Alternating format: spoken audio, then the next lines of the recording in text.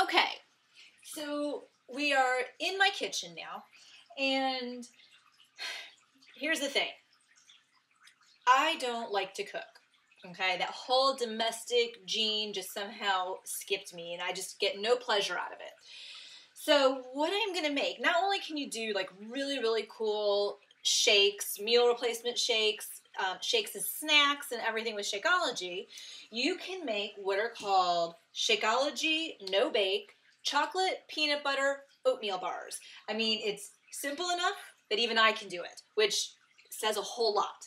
So I'm going to show you. I'm actually due to make some. I try to always keep this in the fridge because, especially ladies, just so you know, it really helps with PMS. This stuff rocks, especially the next day. It tastes like a chewy brownie.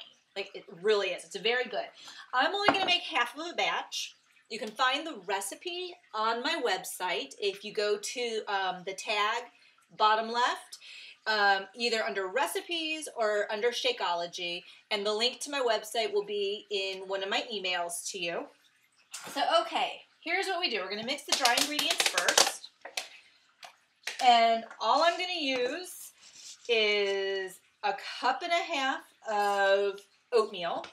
And again, the recipe that's on my website is for the full batch. But again, I only make half. So I make it a little bit more often, but that's okay. It doesn't bother me. So there's 1.5 cups of oatmeal. And then for the half a batch, I use 2 packets of Shakeology, which is basically 2 scoops if you have the bag versus the packets. So go ahead and add that in. And just dump it in. See, again, so far, I could totally do this.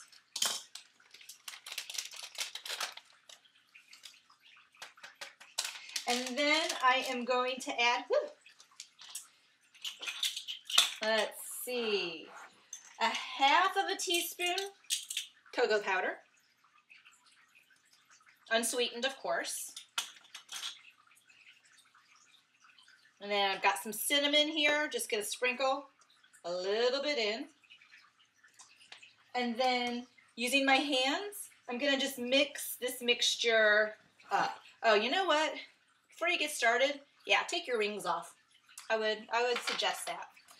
So I'm just mixing this up. You can see.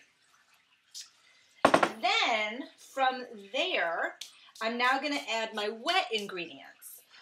We add 1 cup of milk. Now I use almond milk. I don't know if you can really see it. It looks like there's a, there.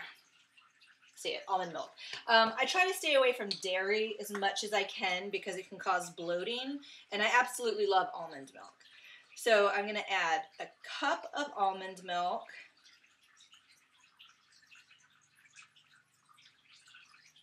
Okay. And then I'm going to add a splash of vanilla extract. And again, you can use all different extracts when you're making your shakes. So go out and see what's there. I mean, people love, especially during the holiday season, to add a couple drops of peppermint extract to their chocolate shakes. So I'm going to add just a splash. Okay. And then we want to mix that up. And all I'm really doing is mixing it so that everything gets moistened. And you know, honestly, this next part, if you have kids, you might want to get them involved because they would totally think this was fun. And I'll show you why in a moment. We're going to get messy in a second, but we are actually almost done with this. So all I'm doing is, again, moistening all of the ingredients that are in here. Now, if you're making the full batch, you use an 8x8 pan. Again, I don't cook or bake. This is the only pan I have. This is what I'm going to use. And I've learned I just use a little bit of cling wrap in the bottom to help save myself a mess. And I only use like half of the pan. And we're not baking this. It's going to go right into the fridge. So it's not a big deal to only use half. It definitely holds its shape. So I've just lined this. Let's fix that. Okay. Next, this is the part the kids like. Peanut butter. I'm going to use 1/4 cup for this half a batch. All we do is get that peanut butter in there, and then using your hands, please make sure you have clean hands. That's the nurse in me. Mix it up. And I mean, it's ooey and it's gooey. And my son loves to do this, and this happens to be one of those things that you don't have to worry about if the kids are eating the batter because there's nothing in here to hurt them. I mean, this is what it looks like. You can lick your fingers. It's good. It's yummy. Ooh, I can taste that cinnamon in there. Okay, so you just mix it all up. And then we're going to put the batter into the cake pan and then pop the cake pan into the fridge for like 2 to 3 hours before you cut them into squares. Honestly, what I do is I don't even cut them until I eat them. I just leave them whole.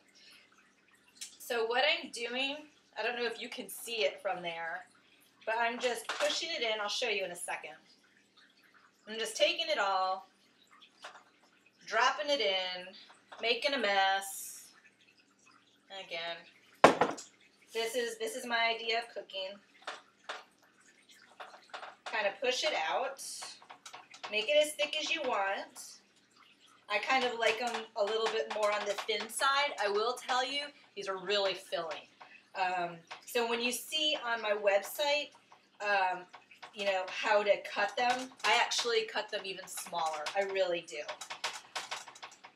And to attempt to show you without making a humongous mess, this is what it looks like.